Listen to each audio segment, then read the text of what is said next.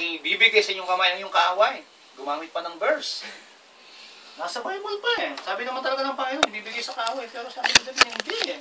Sabi ng awit 105 verse 15, touch not by anointed one.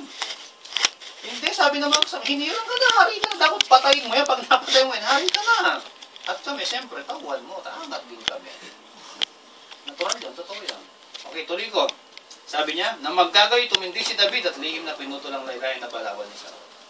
Pinutol niya. Ang ano lang niya, katunayan, na ipapakita niya kay Saul na kung talagang papatayin lang niya, kung pwede. Bilang ano ni David, hindi para patayin siya. Umuwas lang siya ng katunayan na ipapakita niya kay David kung talagang gusto niyang patayin, mapapatay niya. Nakuha niyo po ba? Pero ano nangyari? Ano nangyari?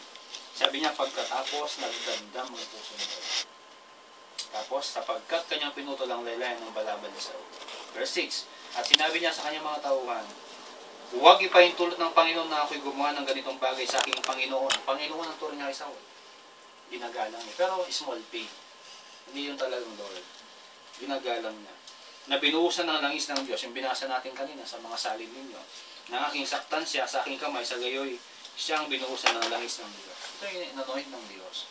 Kapag ka sa anumang posisyon, even in the church, kapag ka ang Diyos ang naglagay, ang Diyos ang magtatanggal.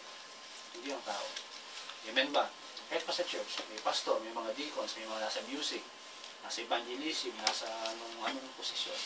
Kapag ka ang Diyos ang naglagay sa inyo, Sister Joy, Mami Jarat na Tiglo, Brother Mulong, tayo, ang Diyos ang naglagay. Pastor Choled, yung Diyos din ang naglagay sa iyo. Sa ating lahat, kapag ka tayo ay tatanggalin na, hindi tao magtatanggal. Ang Diyos din ang magtatanggal sa atin.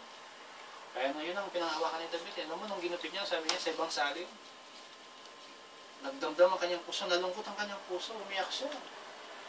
Nag-guilty siya. Damlaylayan lang yun, hindi man damit pala, balabal lang yun. Ganun si David. Sabi niya, nagdamdam siya. Tapos, pinakita niya yun. Basahin ko na lang. Verse 7. Kaya tinikayat ni David ang kanyang mga tauhan sa pamamagitan ng salitang ito, na hindi niya pahintulutan sila na salakayin si Saul. Siya mismo nagbawal. Okay. Pagkatapos ay tumindig si Saul, lumabas sa iyong at nagpatuloy sa kanyang lakad. Verse 8, pagkatapos si David ay tumindig at lumabas sa iyong at pasigaw na sinabi kay Saul, ito na, katunayan na to. Sabi niya, Panginoon kong hari. Sabi niya. Nang lumingon si Saul ay niyukod si David. Nagpuno pa siya. Naganyo nga sa iyo. Anyo nga sa iyo. Sabi niya. Yung po siya. Nagbigay galang siya. Pero kung pinapatay ka na, gagalang mo pa. Gagawin mo ba yun, Sister Amor? Diba? Ikaw, Brother Francis, gagawin mo yun? Tiga Baguio ko, di pwede dyan, Manong. Diba? Pwede.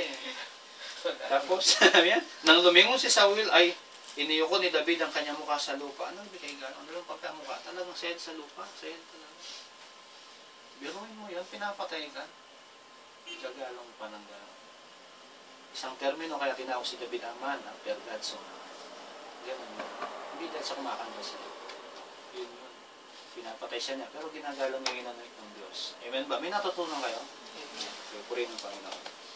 Tapos verse 9, at sinabi ni David kay Saul, bakit ka nakikinig sa mga salita ng tao-tao nagsasabi-sabi? Bakit kasi naniniwala ka sa mga yan? Ano, ganyan-ganyan ako. Nagpapaliwanag siya. Hindi naman para ma-justify ang sarili niya, Brother RJ. Hindi naman para malinis ang sarili niya. Tingnan mo, sabi niya, pinagsisikapan kang gawa ng masama ni David. Nang ganun, naniniwala siya. Verse 10, nakita ngayon ng iyong mga mata kung paano ibinigay ka ng Panginoon sa aking mga kamay sa iyong At sinabi sa akin ng ibang patayin kita, ngunit inayahan kita sa aking, at aking sinabi, hindi ko sasaktan ng aking kamay ang aking Panginoon sapagkat siya ang binuhusan ng langis ng Panginoon. Pinakita niya na kaya niyang patayin si Haring Saul, pero hindi niya ginawa. Ang pinakita niya kay Haring Saul na ginagalang pa rin siya ni Haring David. Pero totoo, hindi na siya yung hindi na siya yung hari ng Israel. Si David na. Alam niyo, nakakalungkot nito, simula nung buhusan ng langis ni Samuel, si Haring David, dapat hari na siya, di ba? Alam mo yung hintay niya? 38 years bago siya naghari. Isip mo yun. Pero naghari lang siya ng 6 years or 7 months, so 7 years sa Hebron. Naghari siya pero sa isang lugar lang ng balit ng Israel. Pero nakompleto yung paghahari ng 45 years sa kabuuan ng Israel. Inabot siya ng 45 years. Papayag kayo nun, kayo na yung hari. Sa atin, hindi pwede pagka sa election. No? Hindi, magkano kami? Magpapile kami ng ng recount. Pero si Haring David hindi. Sabi niya, He makes all things beautiful in His time. Diba? Hindi kasi pwedeng ganun eh. Hindi na. Ito na eh. Binigay na ng Panginoon eh. Sabi, meron tayong increase sa sahod. Magreklamo tayo sa labor. January dapat. Hindi binigay. Punta tayo sa opisina. Ganun tayo, diba? Hindi, karapatan natin yun. Dapat di tayo ganun totoo. Pagkakasyahan tayo, hindi tayo ganun. Ibibigay ng Panginoon para sa atin. Kasi may narinig ako kanina, kaya naidagdag ko lang. Okay, tuloy natin. 2 times, yun yung unang pagkakataon. Ano pa yung pangalawang pagkakataon na pwede siyang patayin ni David si Saul? 1 Samuel 26, verse 6 up to 11. Unang Samuel, chapter 26. Ito yung pangalawang pagkakataon na pwedeng patayin na naman ni Patayin na naman ni David si Saul. 6:11, simula kay Brother Mulong. 26:6 hanggang 11. Tig-isang verse kayo. 26:6 po. 11. 6 to 11. David then asked Ahimelech the Hittite and Abishai son of Zeruiah, Joab's brother, who will go down into the camp with me to Saul? I'll go with you, said Abishai. 7. Sa gayoy na paroon si David at si Abishai sa bayan sa kinagabihan. At narito si Saul ay nakatulog sa loob ng dako ng mga karos. Nadala ang kanyang sibat na nakasaksak sa lupa sa kanyang ulunan. At si Abner at ang bayan ay nakahiga sa palibot niya. Verse 8. Legit. 8. Nang magkagayoy sinabi ni Abisai kay David, ibinigay ng Diyos ang iyong kaaway sa iyong kamay sa araw na ito. Ngayon nga isinasamo ka sa iyo, nabayaan mong tuhugin ko siya ng sibat sa lupa sa isang saksak, at hindi ko pagmamakalaway. Verse 9. Brother Francis. Sinabi ni David, huwag mong gagawin yan. Malaking kasalanan ang magbuhat ng kamay sa hinirang ni Yahweh. Verse 10, bahala sa kanya si Yahweh, darating ang araw, namamatay siya, maaring sa sakit o sa digmaan. 11. But the Lord forbid that I should lay a hand on the Lord's anointed. Now get the spear and water jug that are near his head, and let's go. Okay. Naintindihan niyo po ba? Ito na naman yung pagkakataon na tinutugis na naman ni Haring Saul si David. Mangyari, ginabihan sila, napagod na sila Haring Saul, na mahinga, nakatulog sa bundok. Pero alam nila David kung nasan siya. Sabi ni Abisai sa kanya yan, ni Ahimelech, punta tayo doon kung saan sila natutulog. Sabi nila, salakayin na natin. Kasi pinapatay na siya, dapat patayin na natin. Ano mangyari? Pinatulog ng Panginoon si Saul. Ngayon, katunayan na nandun yung sibat sa ulo na niya nung makita ni Abisai. Eto na. Pag sinaksak ko to, hindi na kailangan magdalawang beses. Siyempre, tutuhugin na niya eh. Tulog na tulog. Mapapatay mo eh. Mamili ka kung saan mo tutusukin. Sa ulo, sa puso. Diba? Mapapatay na nila. Mapapatay na nilang muli si Haring David. Pero anong ginawa, ni Saul, anong ginawa ni David? Pinigilan para ng mga tauhan niya. Nakikita nyo kung gano'y pagkakataon. Basahin ko sa Tagalog para maunawa natin man. Verse 8. O verse 7. Kinagabihan dumating si David at Abisai sa ukbo. Naroon si Saul na natutulog sa loob ng kampo. At ang kanyang sibat ay nakasaksak sa lupa sa kanyang ulunan. Si Abner at ang kanyang ukbo at nasa higa sa palibot niya. Verse 8. Sa magkagayoy, sinabi ni Abisai kay David, ibinigay ng Diyos sa inyong kamay ang iyong kaaway. Ito na naman, binigay na naman sa iyo. Ano pang hinihintay mo? Natutulog pa di ba? Tapos sabi niya, ngayon hayaan mong tuhugin ko siya ng sibat sa lupa. Isang saksak lang, sabi niya. Hindi na siya uulusin ng dalawang ulit. Hindi na kailangang ulitin pa. Mamamatay na siya. Pero anong ginawa ni Haring David? Verse 9, ngunit sinabi ni David kay Abisai, huwag mo siyang patayin sapagkat sino maglalapat ng kanyang kamay na hindi magkakasala. Magkakasala siya kasi inanoint ng Panginoon si Saul. Bukod sa saktan natin yung mga lingkod ng Diyos, kahit sa salita lang natin, pwede rin tayo magkaan. Walang pagkakaiba. Kung nagbabanggit tayo ng mga negative o mga kasiraan sa mga lingkod ng Diyos, ganoon din naman. Walang pagkakaiba doon. Sabi niya, kung sino na maglalapat ng kamay na hindi magkakasala, laban sa binuhusan ng langis ng Panginoon. Verse 10, at sinabi ni David, buhay ang Panginoon ang papatay sa kanya. Kumbaga, kung ano siya, ang Panginoon ang papatay sa kanya. Sabi niya, o darating ang kanyang araw upang mamatay, siya'y lulusong sa laban. Ano mapapahama ako? Ay, magkakasakit siya. Pero hindi ako, sabi niya rin. Ikaw, Brother Francis, kaya mong gawin yun? 2 beses na eh. Hindi ka pa rin tinitigilan eh. Pinapalibutan pa rin yung lamsa eh. Dito siya, no? Eh, tapos nakita mo, natutulog yung papatay sa'yo. Kaya mong hindi patayin? Hindi makasagot eh. Ay, siguro. Depende sa amin yan. Dulog. Diba? Pero si Aaron David, hindi niya ginawa. Yun talaga yung dahilan, kaya tinawag siya man after God's own heart. Ganun yung ginagalang yung mga pinahirap ng Diyos. Ganun yung ginagalang yung mga lingkod ng Diyos. Tayo po ba kayang mahalagay sa ganun? Tayo lang pag may narinig tayong salita. Alam mo, Sister Dear, sinabi na Rochelle. Ganyan nga. Talaga.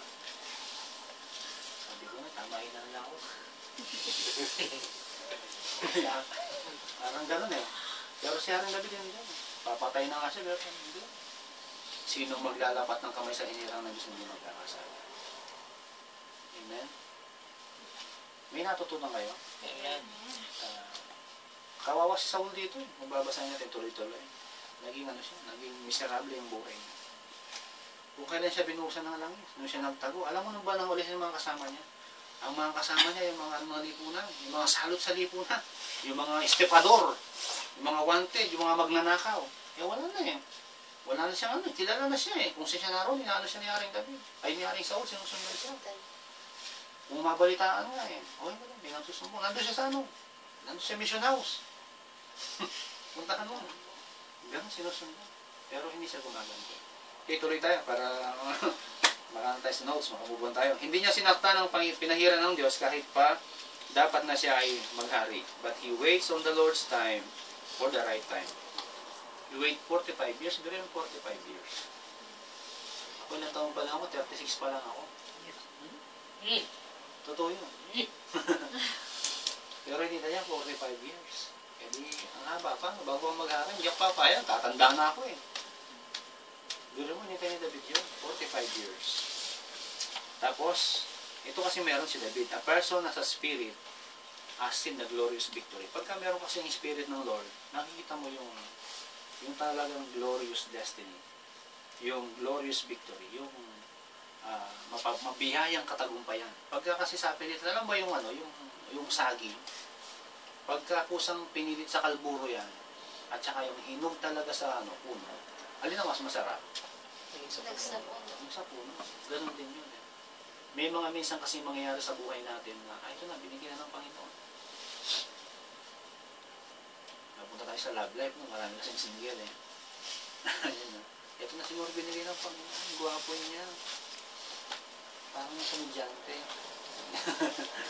Ito na siguro binigyan ng Panginoon kasi ganda-ganda niya. Ayoko na siya mawala sa akin kahit lumipat pa ako. Pero ano yun eh, hindi natin inaano yun talagang right time. Akala natin yung nakagad. Alam niyo ba si Sarah? Si Sarah bago nanganak, more than 90 na siya. Di ba, Brother Molong? 90 years old. Bago nanganak si Sarah. 90. At si Moses, 99 ba? 99? Si Abraham, 99 na. Pero mo 99, lalaki, nakakabuntis pa. Malupit.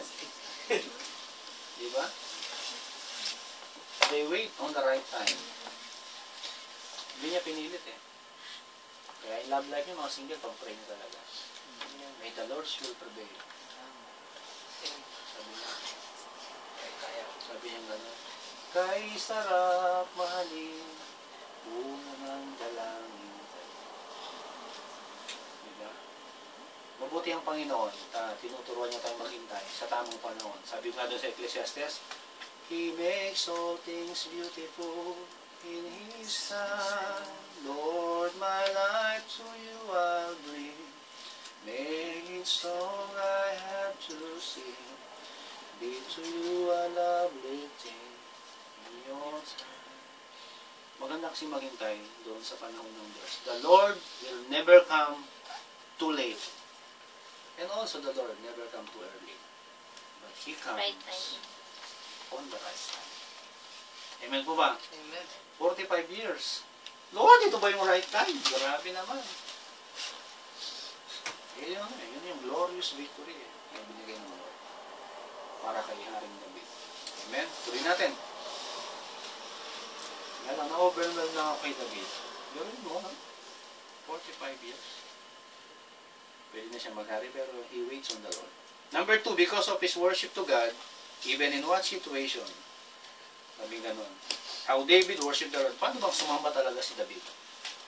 Sa ganung kalagayan ni David, kaya sa tinawag a man after God's own heart, number 1 aspect, ginagalang niya yung mga pinahira ng Diyos.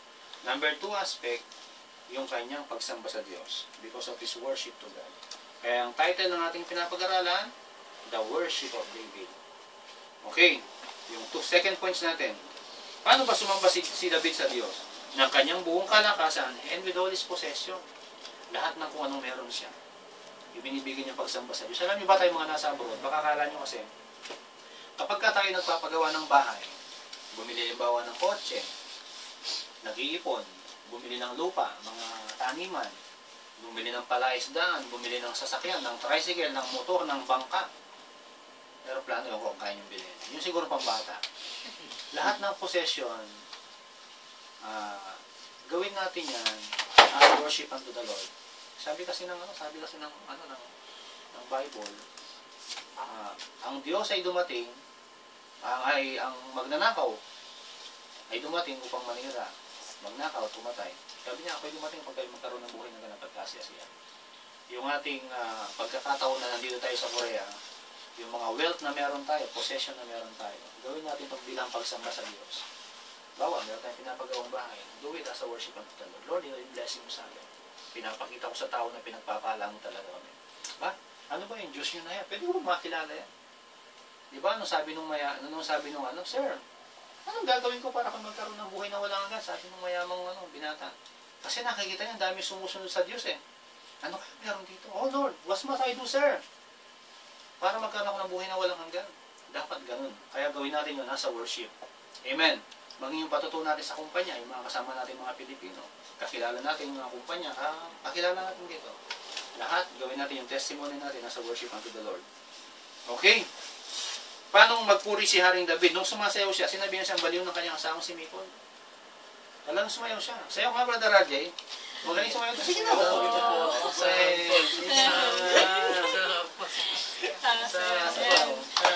Sayaw na yan. Diba? Paano kayo magpuri sa Diyos? Dapat todong-todo. Bigyan niyo yung pinakamainam ng lakas. Kaya si David sinabi siya nga, baliw to eh, sabi ni Mikol. Baliw po si David na nagagawa. Hindi, sabi niya, gagawin ko pa ng higit pa. Yan pala, sinabi mo akong baliw, magagawin ko pa para sa Panginoon. Alam niyo, tanggap talaga ng Panginoon bawat pagsamba natin. Hindi mo kayo marunong sumayo kahit parehong kaliwa yung mga paa niyo. Hindi mo kayo magano marunong kumanta kahit medyo gumaganong gano'n ng boses niyo. Tanggap ng Panginoon yan kasi nanggagaling sa puso niya. Amen ba? Amen. Tapos, pagkatapos madalang ka ba ng tipan yun? Tapos sa atin, in all aspect of our life, we must worship unto the Lord. Sa lahat ng pagkakataon, kailangan tayong sumasamba sa Diyos. Pag tayo nagtatrabaho, paano natin may papakita sumasamba tayo sa Panginoon? Kapag ka-oras ng trabaho, dapat nagtatrabaho. Kung hindi tayo nasa conveyor, kung nagbabantay lang tayo, huwag naman tayo matulog. Sa sermon na lang. Huwag tayo matulog sa trabaho, lalo na oras ng trabaho. Okay lang naman yung minsan mag-entertain ng tawag o test kung kailangan. Pero yung tayo mga Kristiyano yung pagmumulan ng parang, sabihin natin yung word na pang-aabuso, parang hindi bagay sa atin. Amen ba? Lalo pagka Kristiyano tayo, lalo pagka pastor tayo, no, Pastor Cholo? Lalo higit, pastor ka eh. Kaya kailangan halimbawa tayo. Amen. Kailangan, in all circumstances, sa lahat ng pagkakataon, ano bang hindi kasama sa lahat, Sister Joy? Wala po, lahat. Talagang lahat kasama. In all circumstances, bigo ka man sa pag-ibig, sumamba ka pa rin sa Diyos. Na-delay man yung sahod mo, wala ka mang bonus. Kahit Colgate lang yung bonus mo, dilis. Sabi ng pinsa ko, kuya, anong mo, gipset mo? Sabi ko, Colgate. Kuya, toothpaste yun. Kahit dilis lang. Pero ang dami nga ng boss ko dilis eh. Magkakasikip na ako sa bato bago maubos eh. Meron pang toothpaste, meron pang shampoo. Buti yung Diyos eh. Tapos meron pang pera. Kahit may nakalaan, at least meron pa rin. Ganun kabuti ang Panginoon. In all aspect of our life, you must worship unto the Lord. Kahit nag-away kayo ng asawa niyo. Sabi ko nga kay Ajay, Ajay, kumusta ka na anak? Nakalabas na sa hospital eh. Salamat sa Panginoon. Alam mo, tanong ko, anak, pwede ka naman tumutos ng day? Baka pwede na, natay. Gawin mo yun. Tapos kanina, umaga, katest ko, Tart, nasa na kayo? Nandito Tart sa may Pantalan kasi nakatira na kami sa bayan sa Pali. Pero doon pa rin sila tumutulong pa rin din sa church. Tumutugtog siya ng drums yung anak ko. Kaya mo nang tumutog. Siguro tatay, tinayos ko, kasama mo siya, tutugtog na siya bukas. Ganun ang buhay nila eh. Ganun ang buhay namin eh. Ganun ang buhay natin. Kahit anong mangyari sa atin, we must worship the Lord. Amen. Hindi pa tayo pinapatay. Malamig lang, magdoble na naman damit. Amen. Hindi pa akong tulog, pastor eh. Hindi sa sermon ko na lang matulog. Huwag naman. Dami sermon.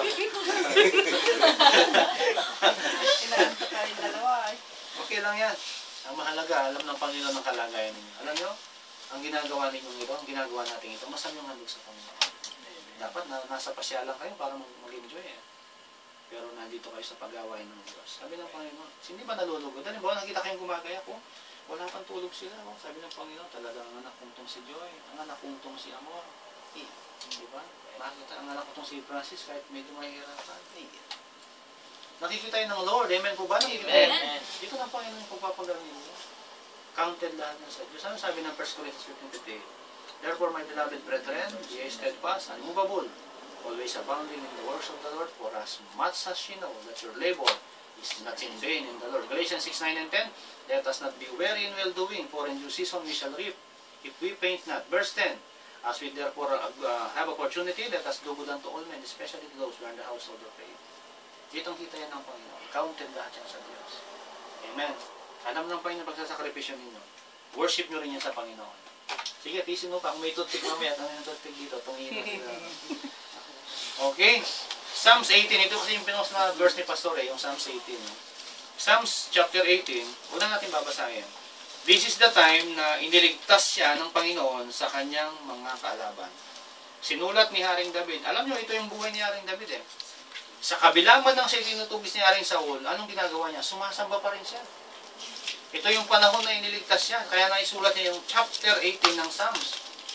Habang hinahabol siya, habang pinapatay siya, sinulat niya yun.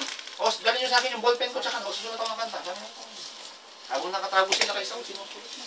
Lord, salamat. Pakibasa nga yung yun yung Psalms. Psalms 18. 18:1. Hanggang 3.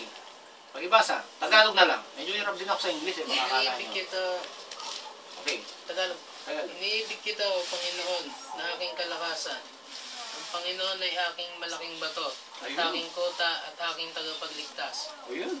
Aking Diyos, aking malaking bato, na sa Kanya'y manganganlong ako. Aking kalasag at siyang sungay ng aking kaligtasan. Aking matayog na muog. Ako'y tatawag sa Panginoon na marapat na purihin. Sa gayo'y maliligtas ako sa aking mga kaaway. Sino po si David yan? Sabi na. O Yahweh, dakila tapat. Sabi na. Mapurit pagsambay, karapat-dapat kayong umangga. Kaya kinumpos niya, kinumpos niya aking David. Nung hinahabol siya ni Saul. Gawin mo hinahabol niya ni Saul ng compose. Akin na yung mga ballpen ko, yung anong tawag doon, yung niya? Lauta. Anong tawag doon? Harp. Harp. Harp. ARF. Harp. Dali niyo sa akin yung harp ko. Magko-compose ako.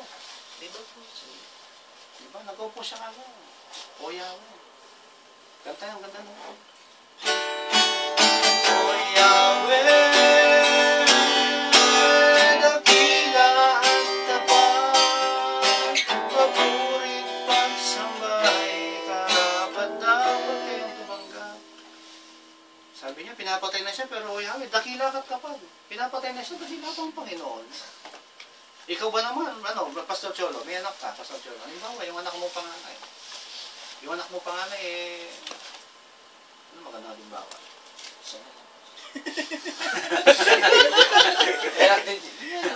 Di ba? Sabi ng Panginoon, nakita niya si Haring David. Tingnan mo, kahit na inaano na siya, pinapatay na siya. Pinupuri pa rin niya ako, dakila pa rin, takot pala ako. Hindi siya nagre-reklamo. Ay, Panginoon, pambira, Panginoon, ginawa mo akong hari. Pagkatapos nga na nagtatago ko, pinapatay ako. Paano akong hari? Hindi ako hari, pawn lang ako. Parang sa chess, no? Di ba, nakita nyo? Pero hindi niya sinumbatan ng Panginoon. Nakuha niyo po ba?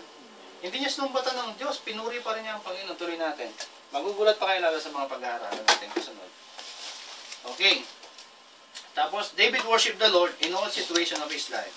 Sa katagumpayan, Psalm 60. Naisulat niya yun sa victory. Psalm 60. Basa lang tayo kahit mga dalawang verse lang. Tagalog na lang para mas unawa. Hirap yun ang English din. 60.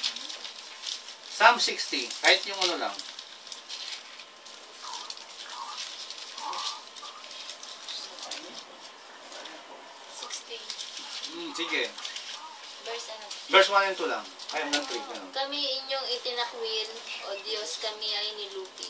Kami sana'y balikan mo kung ikaw man ay nagalit. Yaang lupang sinaktan mo ay nanginginig na lupain. Nanginginig na lupain. Bago lubos na mawasak, gamutin mo at pagalingin. Okay. Yung binasa ni Sister Amor, ito yung panahon na naisulat ni Haring David yun. Basahin ko sa 2 Samuel 8:13. Pakinggan nyo na lang. Sabi niya, at napabantog si David nang siya bumalik at napatay niya ang 18,000 Edomita sa libis ng asin. Naglagay siya ng kuta sa Edom at ang buong Edom ay nalagay niya sa kuta sa lahat ng Edomita. At naging alipin ni David ang mga binigay niya ng Panginoon pagtatagumpay niya saan man pumunta. 15. O 2 Samuel 6:13-14. Pakinggan nyo na lang. Huwag nyo nang sundan para mabilis tayo. 2 Samuel 6:13-14. Nang mga nagdadala ng kaba ng Panginoon ay maglalakad sa 6 na hakbang, sinagandong ng isang dumalagang baka at isang pinatabang baka. Ito yung panahon na victory na ibigay ng Diyos sa kanila. Na siya nakikipaglaban, nagtatagumpay siya. Anong ginawa ng Panginoon? Anong ginawa ni David? Naghandog siya sa Panginoon. Ito yung malalim na turo Hindi ko lang siya personal na maituro sa inyo nung gaya nung narinig kong katuruan.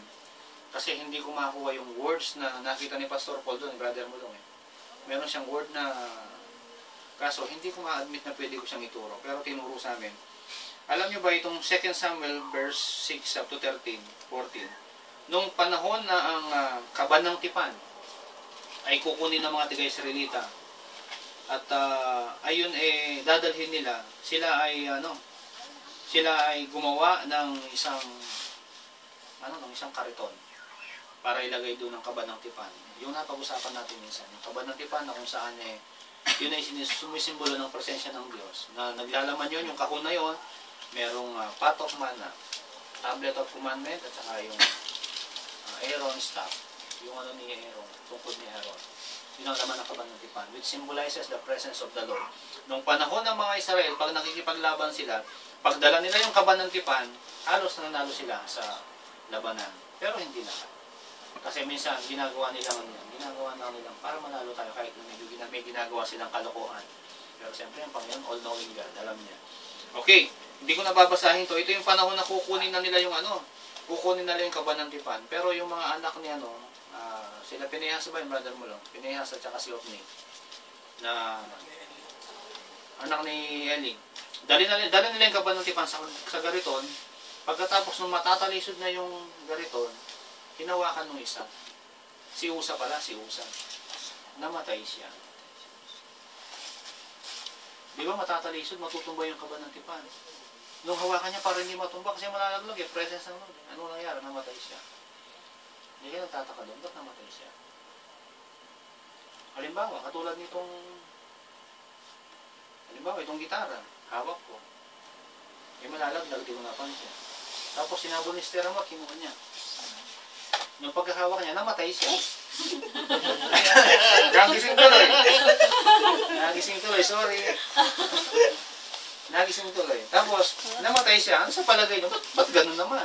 Halimbawa, matutumba na yung kaban ng tipan Gumawa na nga ng kabutihan, di ba si Usa? Ba't namatay pa siya? Sister Rochelle, ba't namatay pa siya? Sa Janet, ba't namatay si Ate Glo? Ay. Di ba? Ba't? Ang ganda naman ng ginawa niya, di ba? Matutumba na yung kaban ng tipan eh.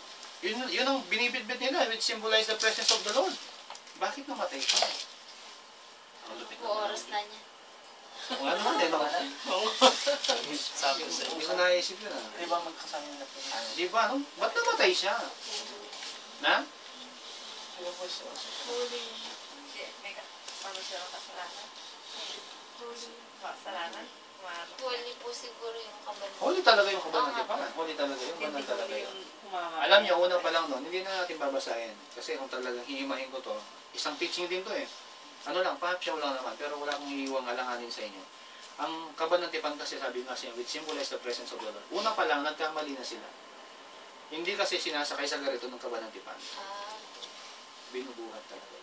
Binubuhat ng mga Levita. Sino yung mga Levita? Sila yung mga hindi binigyang parte nung napunta na ang mga Israelites sa Promised Land. Diba? 44 years. Nung ibinigay na ng Panginoon, ganyan, dito ka, Benjamin, dito ka, ano. Eh, kayo mga Levita, wala kayo. Dito kayo sa templo. Dito kayo kakain. Wala silang bahagi. Kaya lahat ng gawa ng kabanalan, gawa sa templo, nakatalaga sa mga Levita. Yung pinag-aralan natin kaninang umaga, kaya napaganon yung Levita dahil nag-asawa siya ng ano, nang hindi mananampalataya, nang hindi Levita rin. Dapat nag-asawa siya, Levita rin. Kaya kayo mga single, pag nag-asawa kayo dapat Christian. At hindi lang Christian, kumari, anak ng pastor pa. Sabi ko nga nung kakuwentong si Rochelle eh. Ganyan. Bakit mag-asawa ka na ba? Bakit mag-boyfriend ka? Maya-maya tinutunan ng pastor. Ano kung ginagawa mo? Mag-asawa ka na. Anak pala ng pastor. Diba? Kumari. Iba talaga pagka-Kristyano. Amen ba? Magkami siya ni-chat yung asawa ko. Hindi ko pinagmamalag sarili ko ha. Magtanong-tanong kayo. Para pagdating ng panahon. Paano po yung makapasunog? Ay hindi, bigay ko yung YM. Yung Facebook lang namin, doon kami isa. Pero sa YM, iwalay kami. Kasi po baka po message sa Facebook kaya mo pa. Hindi, sa YM niya, Marites Lagman. I-add nyo siya, Marites Lagman na. I-add nyo siya. Magtanong kayo. Pwede kayo magtanong sa akin kayo mga mens. Ano, binata ito wala binata ko. Magtanong ba sa akin? Hindi, binata. Magtanong din kayo sa akin kung paano. Alam nyo, ganun talaga. Yung kaba ng tipan, sabi nga ni Sister Rochelle at saka niya, symbolizes the presence of the Lord. Una pa lang kasi mali na. Nung kinuha nila dapat mga Levita ng bubuhan. At pagkatapos, kasi nga banal yun eh. Talagang hindi pwedeng hawakan. At pangalawa pa sa lahat, yung mga anak ni Eli, gumagawa ng kabalbalan. Gumagawa ng kalokohan. Anong ginagawa nila? Yung mga inihahandog dun sa templo. Dapat iihaw pa yun dyan sa sanggipsal. Pero pag may mag-ihaw na, may hawak na silang pantuso. Sabi ko sa mag-ihaw, huwag mo lang ihaw dyan, ibigay mo na sa amin yan. Sabi na kakay. Kaya sila, matataba sila, Madaragig. Matataba sila. Sabi ko dyan, huwag na tayo magluto, tayo na papunta mo. Tuloy po kayo. Matataba sila. Kasi kinakain nila yung handog. May mga mantika pa dapat kasi. Sinusunog muna yun. Kaya pag kami maghahandog, parang nakikita ko sila eh. Mag-iihaw sila. Alam nyo si Ellie namatay sa katawan. Bumaligtad lang sa upuan eh. Kaya ingat din kayo kung naupo kayo. Ito pang pinakamasama sa lahat. Sinisipingan nila yung mga babaeng naghahandog sa templo. Kaya siyempre, judgment ng Panginoon. Hindi naman bulag ang Panginoon. Sabi nga ni Jarvis, natutulog ba ang Diyos? Hindi eh. 24/7 yan. 365. Sabi yan, a year yun. Yun ang Panginoon. Yun ang nila. Yun ang buhay nila. Okay, tuloy tayo. Kaya sabi ko sa'yo, kulang eh. Kulang yung 2 Samuel 7:19-22. 2 Samuel 7:19. Ako na lang babasa para mabilis, no? Verse 19.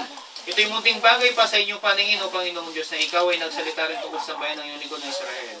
Hanggang matagal na panahon darating, at ipinakita mo sa akin sa iyong inaharap mo sa kanila, O Panginoong Diyos. Ano pang masabi ni David sa iyo, sapagkat kilala mo ang iyong lingkod, O Panginoong Diyos. 21. Dahil yung pinangako ayon sa iyong sariling puso, yung ginawa ng lahat ng kadakilaan ito, upang malaman ng iyong lingkod. Kaya't ikaw ay dakila, O Panginoon, Panginoon Diyos, sapagkat walang gaya mo na may ibang Diyos na bukod pa sa iyo sa lahat ng narinig ng aming mga tenga. David, give full gratitude unto the Lord. Nagpasalamat siya. Kinilala niyang lahat what the Lord have done to him. Ibig sabihin, sumamba ang Diyos sa katagumpayan. Sumamba ang Diyos sa pagpapala. Sumamba ang Diyos sa bonus na 500. Ay sumamba si David. Sumamba si David kahit dilis lang yung gift set. Kahit walang gift set, kahit walang bonus. Amen. Dumalo pa rin ang revival. Ganun ang ginawa ni David. Through victory and kahit walang victory. Si David ay nagtagumpay dahil sa sinusunod niya ang Panginoon. 2 Samuel 5:19 up to 25. Basa tayo. Ito lang ang basehan natin. 2 Samuel 5:19 to 25. Tagalog, yung medyo magaling bumasa. Brother RJ. 5:19 up to 25. O 5 at saka 25 lang. 19:25. 19 at 25 po. Sumaguni si David, kaya may lalabanan ko ba ang mga panitayo, malulupig ko ba sila? Tanong ni David, sumagot si Yahweh, lusubin mo at magtatagumpay ka. Verse 25 po. 25. Sinunod ni David ang iniutos ni Yahweh, tinalo nga nila ang mga Palesteo mula sa Geba hanggang Geser. Ayun. Lalong dumadakila si David. 1 Samuel 5:10. 2 Samuel 5:10. Brother Radi, tuloy mo na. 5:10. Habang lumalaon, ay lalong giging makapangyarihan si David pagkat sumasa kanya si Yahweh, ang Diyos na makapangyarihan. O yun, yung panahon si David, lalong dumadakila, lalo niya pa sinasamba ang Diyos. Amen? Lalo pa siya nabibigay ng puri sa Diyos. Ito ang kaibahan naman. At sumamba si David sa Panginoon kahit sa anong sitwasyon. Number 1, kahit siya ay pinapatay. 1 Samuel chapter 21, 10 to 15. Sino babasa? Bukod kay Brother Radi. Tagalog. Brother Jed. 1 Samuel 21, 10 hanggang 15.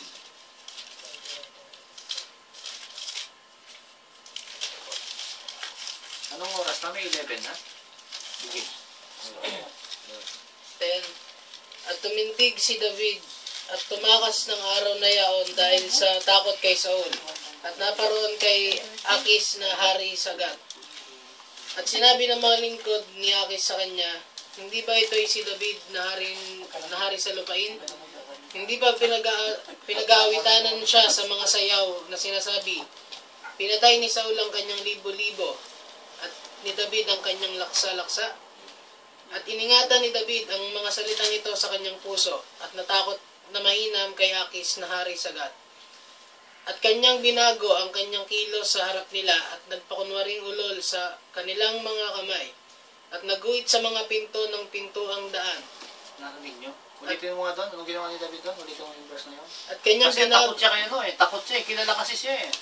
Kilala siya ng mga tao na alam siyang pumapatay siya ng laksa-laksa. Kaya tinandang ni David yung kilala ako. Pag naalaman nakita nila ako, isusumbong nila kay Saul. Sige, basahin mo yung verse 13. At kanyang binago ang kanyang kilos sa harap nila at nagpakunwaring ulol sa kanilang mga kamay. At nagguhit sa mga pinto ng pintuang daan at pinatulo ang kanyang laway sa kanyang balbas. Na magkagayoy Sige, tuloy. na magkagayoy sinabi ni Aki sa kanyang mga lingkod, narito, tingnan nyo ang lalaki ay ulol.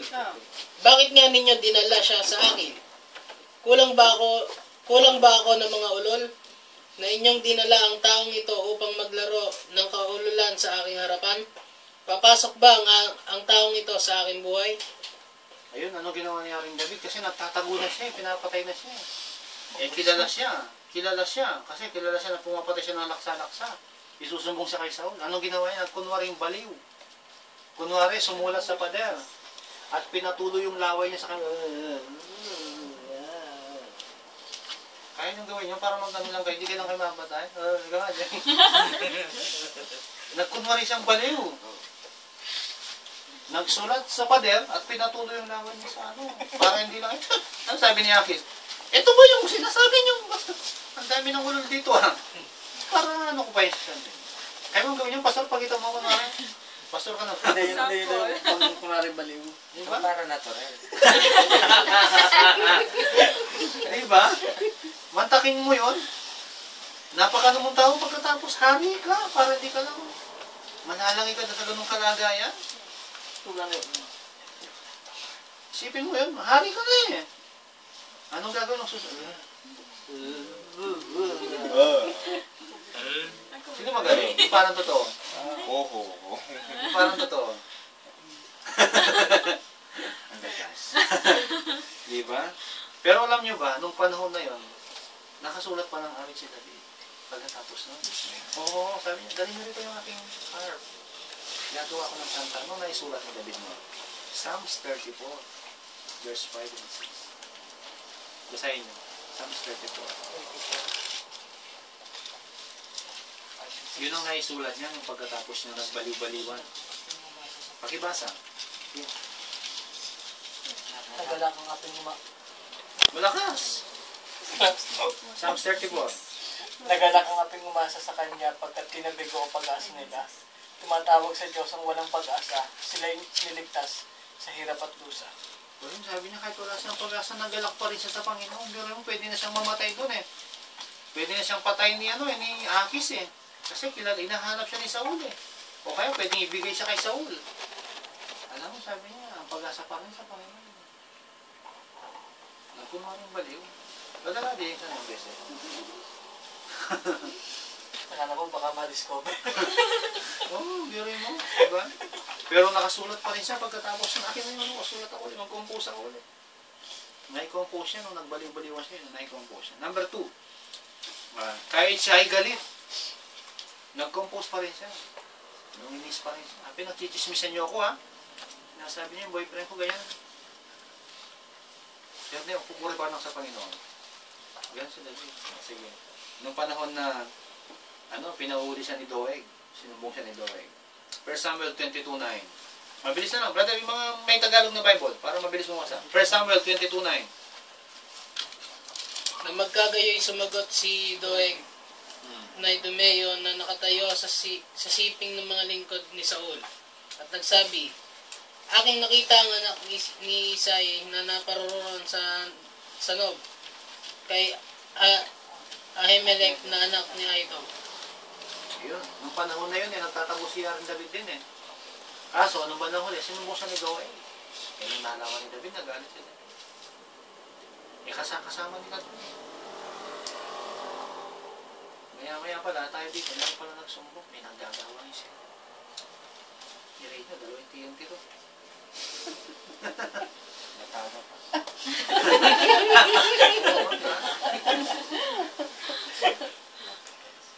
Alam mo si David, sinumbong siya ni Doeg. Pero kanya, galit na galit siya, nangigil siya. Naisulat niya yung Psalms 52. Basahin niyo yung Psalms 52. Ano sinasabi niya Psalms 52?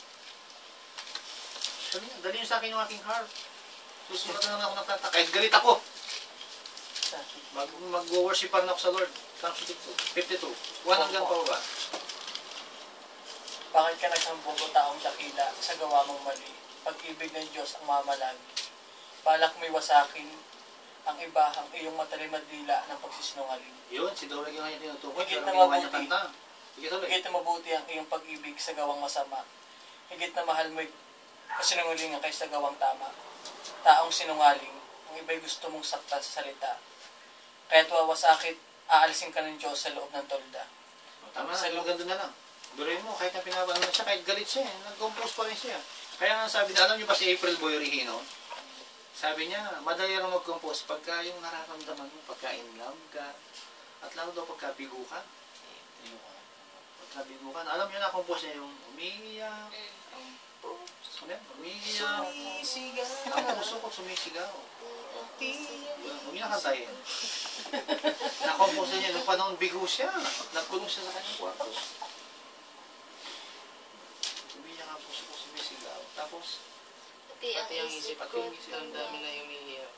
ang dali niya raw nasulat kasi nararamdaman niya. Ganon din ang pagkukumpos ng awitin. Kaya si Haring David, palagi niyang iniisip na siya makapagbigay ng kapurensis kahit anong kalagayan niya. Kahit na sinumbong na siya ni Doeg, nag-compose pa rin siya. Yun ang na-compose niya, Psalms 52. Tandaan niyo ha. Number 3. Kahit nung sinumbong din siya ng mga sipeyo kay Saul, nireport na naman siya. 1 Samuel chapter 23 verse 19. 1 Samuel 23:19. Babasa mabilis para hindi tayo umagahan. Mga sipeyo ay nagpunta kay Saul sa Gabaa. Sinabi nila si David po ay doon nagtatago sa lugar namin sa Hores, sa kaburulan ng Hakila, sa gawing timog ng kagubatan ng Senyor. Ngayon, sinumbong na naman siya. Ha? Aring Saul, nandun na naman si David, doon sa lugar namin. Yun. Alam mo na naman ginawa ni Haring David nung sinumbong na naman siya. Anong ginawa ni Haring David? Nag-compose na naman! Ano yung nag-compose niya? Psalms chapter 54. Haring David, ang galing. Pakibasa, mabilis. Iligtas mo ako, O Diyos, sa pamamagitan ng iyong pangalan. Yun. At tatulan mo ako sa iyong kapangyarihan. Sige Dinggin mo ang aking dalangin, O Diyos. Pakinggan mo ang mga salita ng aking bibig. Sapagkat ang mga taga-ibang lupa ay nagsibangon laban sa akin. At ang mga mangdadahas na tao ay nagsisiusi. Okay, hanggang doon na lang. Ganun ang ginagawa ni David palagi. Hindi niya sinisisi ang Panginoon. Ano ba, Panginoon? Saan na ako magtatago? Wala na akong pagtataguan. Sinusundan ako kahit sa kanto. Kahit sa kuweba nga eh. Binibigyan pa kayo ng mabawang tayo ni Saul. Sinusundan siya kahit saan eh. Pero hindi siya nagreklamo sa Diyos. Wala tayong mababasa sa Bible. Anong ginagawa niya, Sir Janet? Pagka ay sinusumbong siya, pinapatay siya, anong ginagawa niya? Nagko-compose siya. Pinupuri niya ang Panginoon. Kaya yung gawin yun. Ganon ginagawa ni Haring David. Alain mo yung joy. Try mo yun? Samantalang tayo pag may nangyayari. Okay, tuloy natin. Number 4. Kahit pa siya ay nagtatago sa kuweba, yung kanina nga. Ano yun? 1 Samuel 22:1. Pakibasa. Yung kanina, ulitin na. 1 Samuel 22:1. Mabilis, para... Mayami, alis na tayo, pupuntang hewa. 22:1. First Samuel 22:1 po. 22:1. Mula sagad. Oo, mula sa... Mula sagad tumakas si David at nagtago sa kuweba ng Adulam. Nabalita nito ng kanyang mga kapatid, kaya ang buong sambahayan nila ay nagpunta roon at sumama sa kanya. O yun, nung panahon ng tatago rin siya sa kuweba, kasama ang kanyang mga kapatid, alam mo, ito yung kagandahan ni David eh. Nung panahon ni David ay nasa kaharian siya ni Saul, kaharian. Hindi niya kasama ang pamilya niya kahit isa. Pero hindi siya iniwan ng pamilya niya. Nung panahon na tinutugis na siya, sinamahan siya ng pamilya niya. Dapat gano'n ang mga pamilya din natin. In times of thickness, kahit na mataba ka. In times of thickness, dapat hindi tayo iniiwan talaga. Kasama niya sa kuweba, pamilya niya. Alam mo ginawa? Anong ginawa na naman ni David? Sister Janet? Nag-compose na naman. Ano yung na-compose niya? Psalms 57. Sino naman ang na-compose niya? Nasa kuweba sa kasama pamilya niya. Ibasa, mabilis. Baka hindi tayo makatulog. Maawa ka sa akin, O Diyos. Maawa ka sa akin. Sapagkat ang aking kaluluwa ay nanganganlong sa iyo. Oo, sa lilim ng iyong mga pakpak ako'y manganganlong ako. Ay manganlong ako. Hanggang sa makaraan ng mga kasakunang ito. Ako'y dadaing sa Diyos na kataas-taasan. Sa Diyos na nagsagawa ng lahat ng may bagay, ng mga bagay sa akin. Siya'y magsuga mula sa langit at ililigtas ako. Pagkayaong lulunok sa akin ay dumuduwag. Okay. Ganun parang ang ginagawa ni Haring David. Hindi na niya malaman kung saan ka magsuot eh. Kung TNT pala siya, mas ano, magaling. Magaling mo tayo. Pero anong ginagawa niya sa Janet? Anong ginagawa niya? Compose. Nagko-compose. Esther Amor naman. Anong ginagawa niya sa nagko-compose siya. Hindi siya nagre-reklamo sa Diyos. Wala na sa trono. Sabi niya kasi, na-comfort na eh. Na-comfort na sa family niya eh. Nakita niya yung comfort ng family niya. Kaya nagbigay na siya ng kapurihan sa Diyos. Okay, number 5. Tapos conclusion na tayo. Okay? Kahit hanggang sa bahay niya. Kahit sa bahay niya. 1 Samuel 19:11. 1 Samuel 19:11. Anong meron sa bahay niya? Ibasa? Kinagabihan, pinabantayan ni Saul ang bahay ni David at balak na patayin kinabukasan. Kahit sinabi ni Michal, David, tumakas ka ngayong gabi kung hindi papatayin ka nila bukas. Yun yung unang pagkakataon na balak ng patayin ni Haring Saul si David. Noong panahon na kasama pa niya yung anak ni Saul, yung kanyang asawa si Michal. Anong ginawa ni Haring David? Sister Amor? Nag-compose. Nag-compose na naman. Alam niyo na compose niya? Psalms chapter 59. Pakibasa, Brother Randy. Nag-compose. Sa aking kaaway, ililigtas mo ako, Panginoong Diyos. Ingatan mo ako pag sila'y lumusog. Sa masamang tao, ako iligtas. at sa pumapatay. Agawin mo ako at ipagsanggalang. Sila'y nag-aabang pagmasdan mo yung taong mga bagsik. Nagtipot ang layon, ako ay ligpit. Ang dahilan nito, di dahil sa ako'y may pagkakamali o may pagkukulang na ako ang sanhi. O Diyos, masdan sila at nagdudumali. Okay, ang ganda na lang. Maliwanag naman eh. Nagpuri pa rin siya sa Diyos. Sumamba pa rin sa Panginoon. Wala tayong binasa dito na nagreklamo si David. Meron ba tayong nabasa? Wala tayong binasa dito na nanlumo si David. Panginoon, ayoko na. Tanggalin mo na ako sa pagiging hari. Hindi ko na mahintay yung 45 years. Wala siya sinabing gano'n. Kundi yung kanyang kaluluwa, nagpupuri pa rin sa Diyos. Sabi nga nung isang awit na lumang kanta eh. Yung kanta ni Mary. May compose din si Mary eh. Meron din compose si Mary, yung Mother of Jesus. Sabi niya dun sa Lucas, my soul magnify the Lord, and my spirit rejoice to my God, my Savior, my soul magnify the Lord. Pinupuri pa rin ng Diyos. Lang si Haring David. Amen? In any circumstances, kahit sa lungkot, kahit sa pagod, kahit sa walang tulog, kahit sa problema, kahit sa talagang parang pagkawasak na ng pamilya, galit na, magulo ng lahat, parang talagang wala nang mangyayari. Pero sumasamba pa rin siya na Diyos in any circumstances. May karamdaman man ng kanyang pamilya. May problema man pinansyal. Alos pati linggo, magtrabaho na, sobrang pagod, pero nagpupuri pa rin sa Diyos. Ganun si David. Hindi ko alam kung sasabihin kong circumstance eh. Unuhad lang ko eh. Kayo nakakalam. Kahit sa lamig, kahit sa init. Kahit nasugat ang kamay, naipit sa makina, ano pa. Nagpupuri pa rin sa Diyos. Wala tayong mababasang sa lagay ni David, hindi siya nagpuri sa Panginoon. Amen? Okay, last page, conclusion. Pero ang dami pang ang dami pa. Ito yung buhay ni David. Conclusion about the life of David. David experience shaped his thought.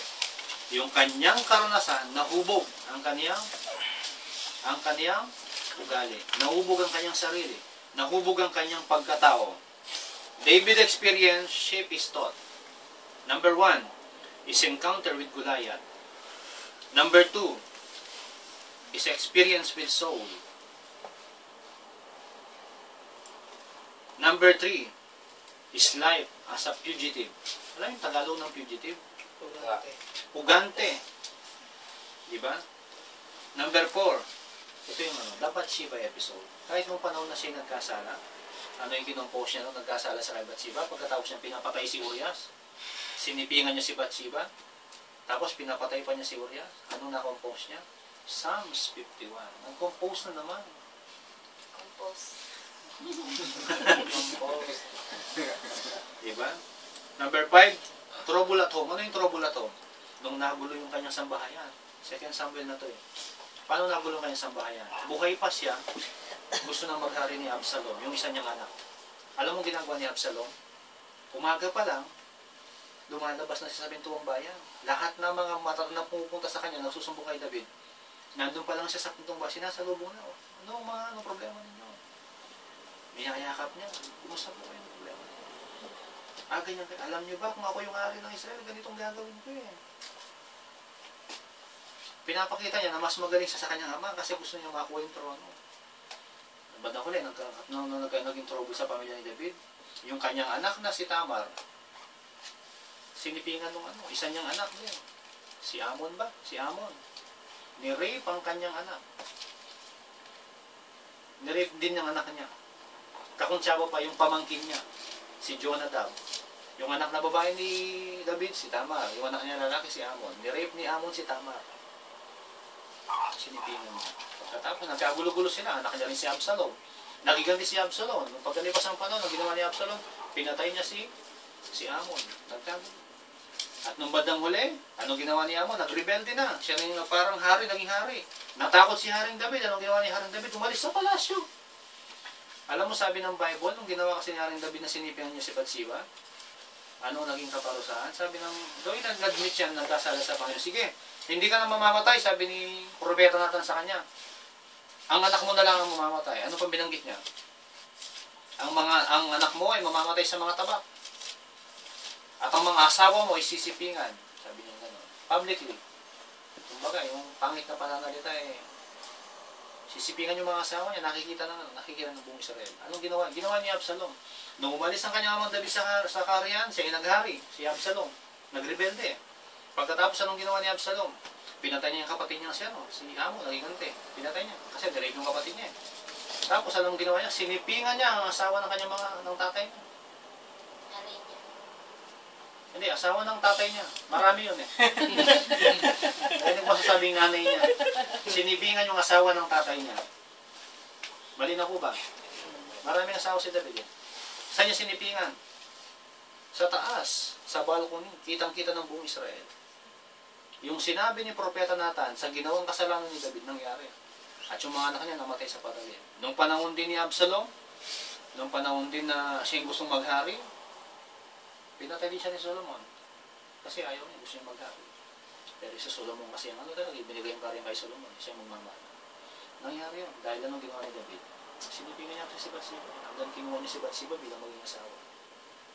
May punishment talaga, may ano pa rin sila, meron pa rin yung tawag na, meron pa rin consequence.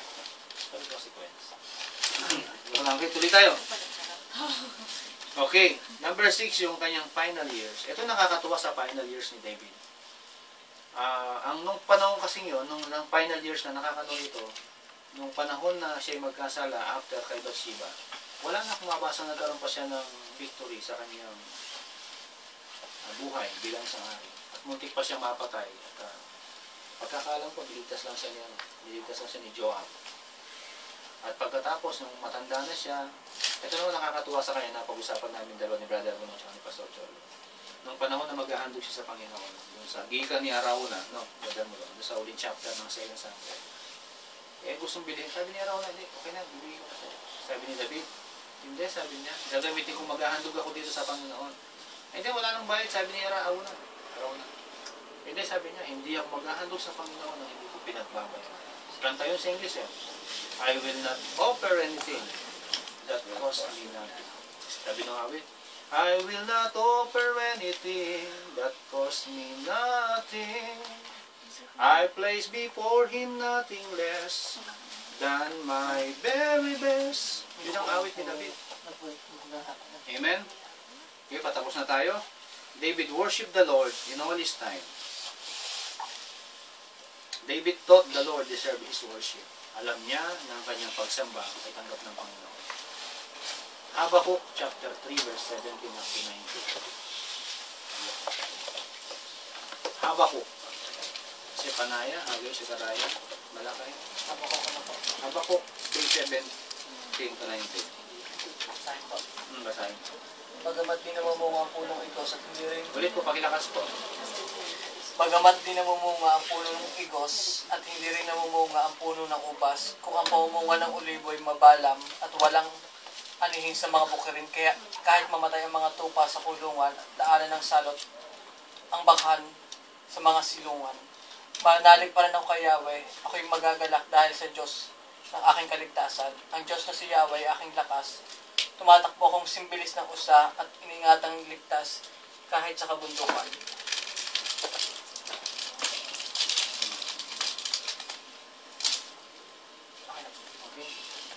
Sabi kasi mananalig, pero sa ibang salit, sasamba pa rin.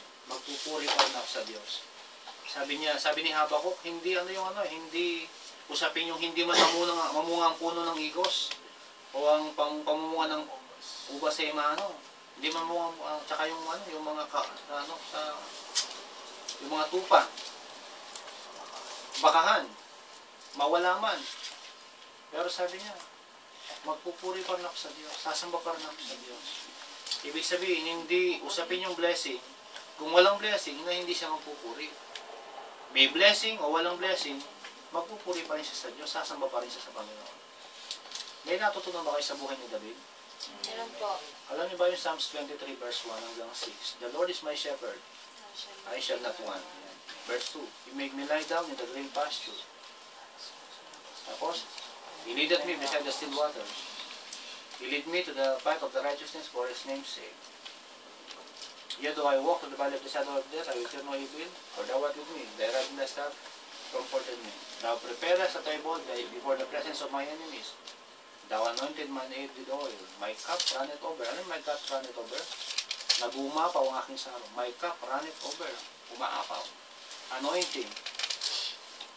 Verse 6. Surely goodness and mercy shall follow me all the days of my life, that I may dwell in the house of the Lord forever and ever. Amen.